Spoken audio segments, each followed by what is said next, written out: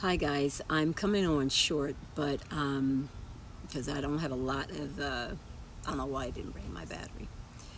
I guess some of you probably have already read the news or you heard the news that we stayed stuck on 8 minutes and 46 seconds, but in fact George Floyd was actually under the knee of Chauvin for more than 9.5 minutes. And sometimes we get caught up in some of the theatrics. And I'm not thinking, I'm not saying that it's theatrical, but my heart is set on someone different, and not. There's a lot of people out there for George Floyd, and he's gotten everything done for his kids, and he had a fantastical funeral, and a lot of people poured a lot of love on behalf of his family. We marched all over the country, all over the world, and some major changes are being done right now. But my heart has been on Elijah McCain, and I'm gonna make this plea. No, I'm not, Reverend Al Sharpton or any of the other greats. I'm gonna see if I can tag some of my friends and see if I can get some of you to just have this conversation with me regarding Elijah McClain. And as you know, Elijah McClain was only 23 years old, and he was killed in 2019. And yes, this is 2020, and maybe that's old news for you. But there's something about Elijah McClain's case that I think that should be important to African Americans, should be important to the world. You should think that any time that we are dying by massive numbers, that it should be important to all of us, but not necessarily. So I think I've sent out some, and I hope that some of you join me. So I'm just going to give you my live. I know getting dressed up and all of that today. My heart has been heavy about Elijah McClain. Most of you know I was a teacher before I became a lawyer. I was a special education teacher. And I've worked with autistic children, children with non-communicative disorders, savants. And my specialty, of course, I have a master's in sign language. And so when I first saw Elijah McClain's case, I knew that there was something about this kid that was different from all of the other murders, but not different that it does not happen, because this happens far, far too often to people who have brain injury or who are special, who don't react to yelling and screaming of a police officer telling you to stop. Sometimes you go into a body shock. But this is what I want you to know about Elijah McClain. All of these officers are going to, they're going to go to this defense, and I'm going to tell you, as I have been in doing this thing called law for a long time. And their defense is going to be qualified immunity. And I thought it necessary for me first to let you know what qualified immunity is. It's a constitutional violation, fact, where they clearly establish would be a reasonable officer have known at the time that his or her actions were unconstitutional, fundamental right to defense and entitlement not to face burden of litigation. In other words, if they believe that what they were doing was correct, you can't sue them. If a reasonable officer in their position would do the same thing, you can't arrest them. Okay. Yes, hello, whoever you are. Hi, I'm glad you're there. And then once the defense is pled guilty, has burden of proof, the defendant is not entitled to qualified immunity. All right, so this is where the official are given breathing room to make reasonable but judgmental mistakes. Can be mistake of law, fact, or mixed questions of law and fact. Qualified immunity protects all but the plainly incompetent and those who knowingly violate the law. Why is that important? All of these officers know what they're doing. Each time they go before a they go to a scene. And the reason why I want to go with Elijah McCain, they went to George Floyd over $20 bill. Now you're going to find out that it was more than 8 minutes and 46 seconds. It was more than 9.5 minutes. And George Floyd had already been put in a police car by Lane and Kagan before Tao and the officer that had the foot on his neck even arrived. He had already been in the police car. They dragged him out of the police car, and he was yelling that he had already just recently got shot, and he had recently just he was feeling claustrophobic because he had just recovered from COVID disease. Now, he was in the car already when Lane came up and banged his gun against the window. And as anyone, if you're talking, because if you look at the car, one of the doors is open, so he is turned this way. He's turned to the side when Lane came and banged us. So he got startled, and when Lane pulled open his door, he started yelling, where's your right hand? Where's your right hand? Next thing you know, he's on the ground. Now, he had already put him in the car. Him and Kagan had already put him in the car. Chauvin came, and then that's when the struggle came. I'm going to leave off him because there's enough people that are fighting on behalf of George Floyd.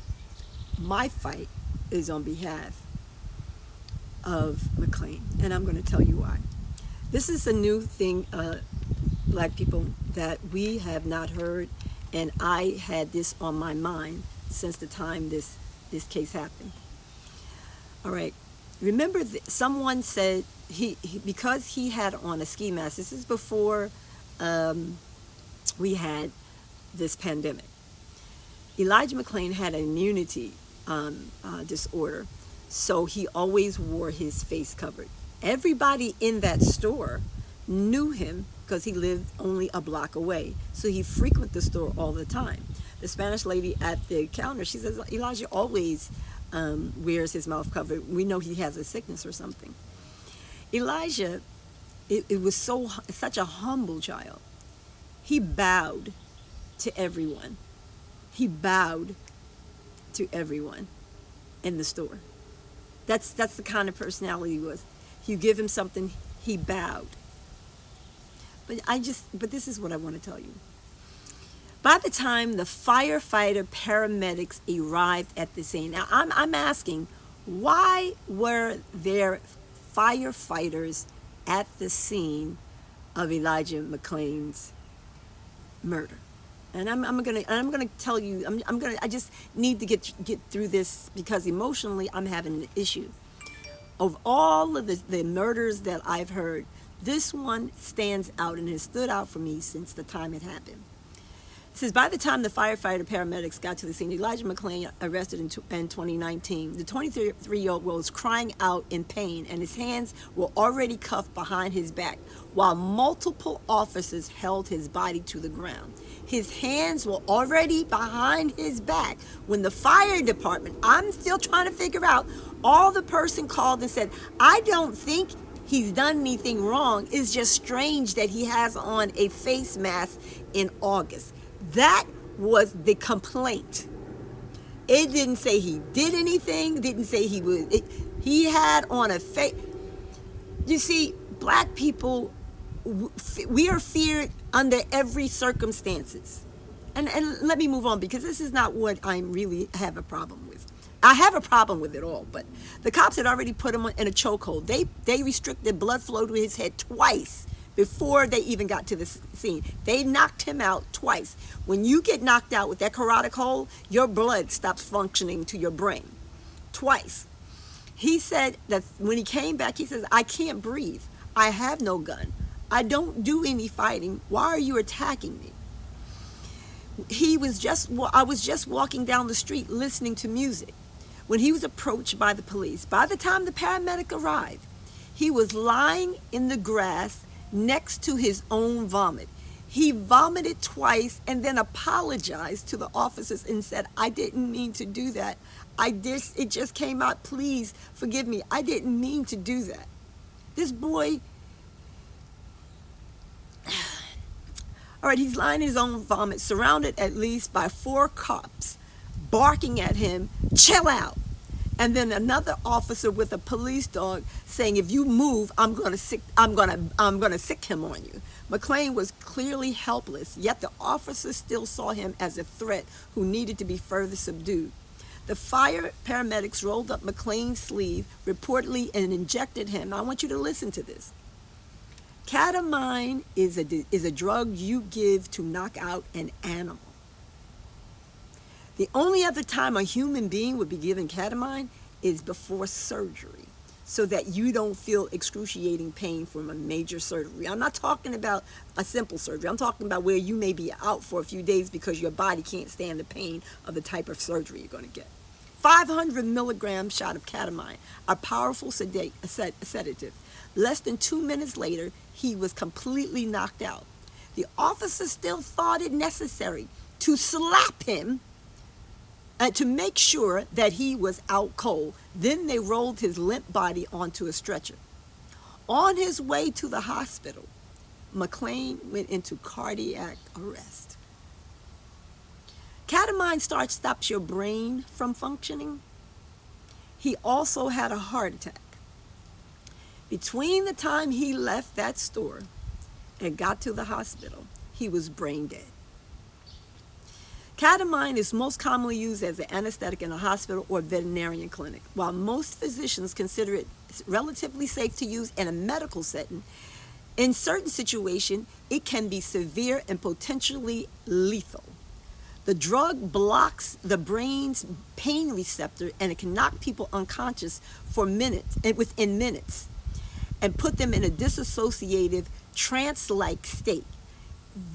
Those qualifications are used for threatening chronic pain and depression, but it also become a popular drug. Now, you know, black people, we ain't got no access to no hospital ketamine. So, you know, like opioids, that is not one of the drugs in the hood, okay?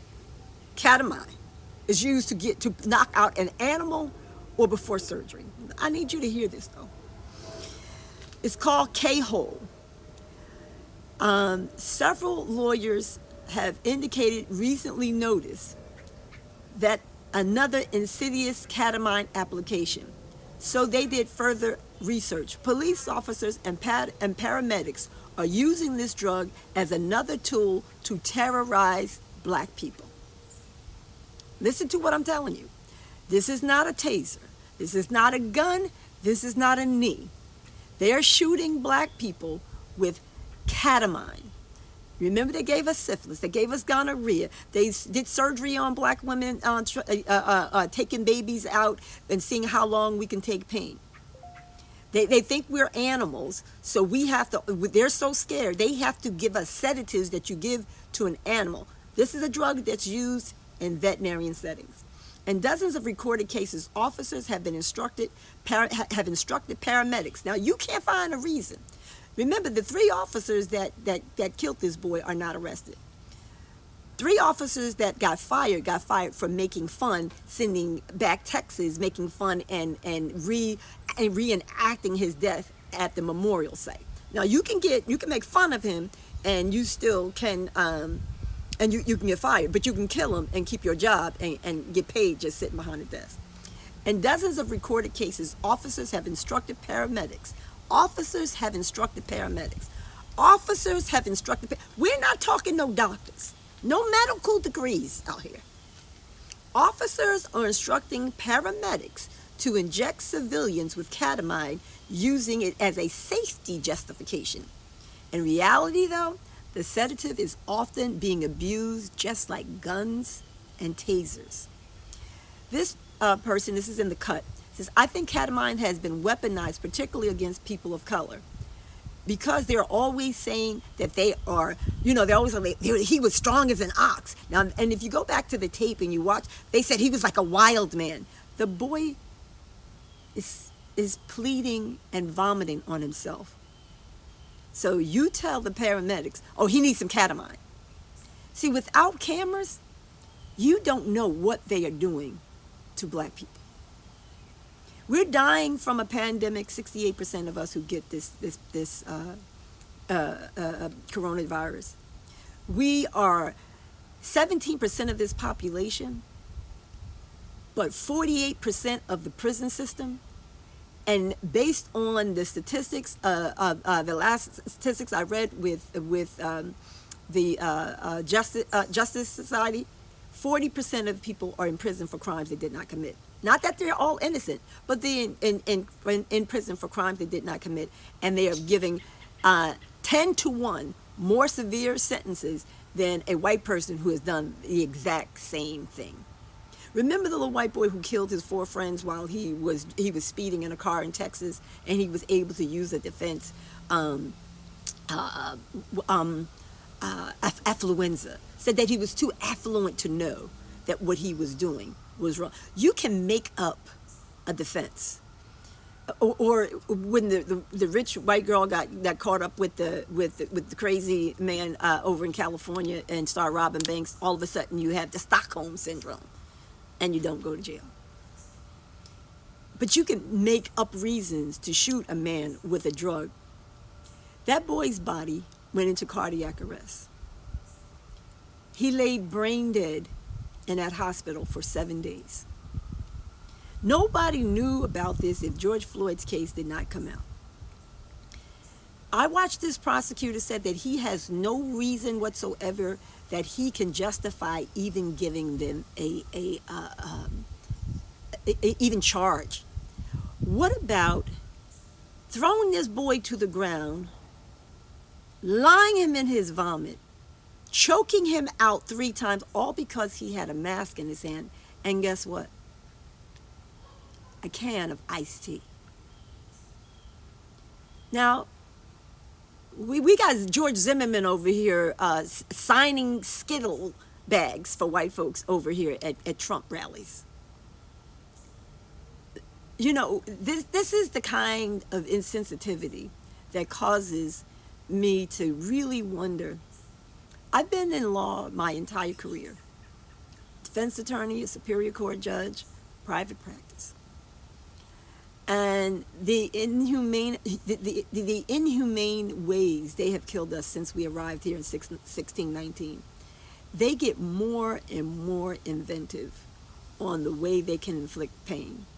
I know it became almost we got numbed to shows like CSI and Chicago PD or Blue Bloods, watching how strategically families or prosecutors, the mayor, the head of the police department, all working together. But that is the reality. That is the reality. When officers are charged, the prosecutors have to do the charging. But those are the same prosecutors that also do the cases that these officers come in on. This, I'm telling you, I was a defense attorney. I was a superior court judge. I am telling you, many of these cases are setups. Drug cases. I have had more than too many cases where my client, who is a drug dealer, I'm just telling you, when I was a public defender, I had drug cases. They would take drugs off of one drug dealer, and if they wanted somebody bad enough and they couldn't get anything on them, they'd hunt him down. Because they done already took, let's say a client I had an instance, I'm going to tell you a reality instance. I had a client that had half a kilo and about $25,000. By the time they got that drugs to the police department, they had $1,000 and maybe looked like 2 baggies of cocaine. Between his arrest, now, what am I going to tell the jury? Oh no, my client had a kilo. And he had $25,000, although there's only $1,000 and 2 bags of cocaine. Because what officers would do, if they wanted somebody bad enough, they would hunt them down and they'd say, oh, I found this in your car. This was before cams, and this was before audio. Or in arrests, when we just had audio, you'd always hear them say, stop grabbing my gun, stop grabbing my gun. He's got my tasers, he's got my tasers. I've seen videos. After the fact, years later when they got the video, because I had a case right after I left off the bench. Took 2-3 years for this boy lawyer to keep going after him on a video. They broke his eye socket, his jawbone, all while he was still in a seatbelt. While they're yelling, he's trying to grab his gun. He is knocked out completely. So Elijah McCain, And, and all of you African Americans, they're not just shooting us, putting their knees in our neck, sending up, giving us tasers. We can't stand up. We can't go down. You got Karens calling and don't have to say what they're. You have people calling the police on black people, and they don't have to say who they are. And if you get killed, oh well. But now they're shooting us with brain debilitating drugs that will stop your heart from beating. Ketamine. The unknown killer that we haven't even been thinking about or having a conversation. Pass this on. Check in your community. There have been 60 reported cases in Minneapolis in 2019 where officers have shot a person with ketamine, a brain debilitating drug that can stop your heart from beating. So no, I don't have anything juicy to say, but I have another reason that 45 ain't talking about how we dying. They don't care about our lives. Our life doesn't matter to them, but it has to matter to me. I will be 59 years old on July 20th.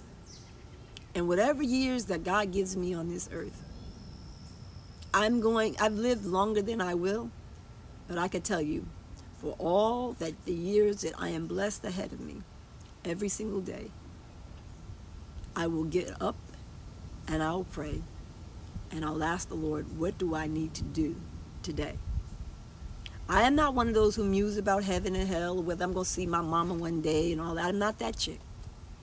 But I do believe that I don't make my heart beat, my eyes see, or my lungs breathe in and out. I believe that I have a purpose. And I am going to use that purpose as long as God gives me breath. And I can tell you, my breath will not be taken by a knee. Grace and peace. I hope that this conversation doesn't get lost. And look up ketamine and ask yourself, why would that be given to a human being? Thank you for listening.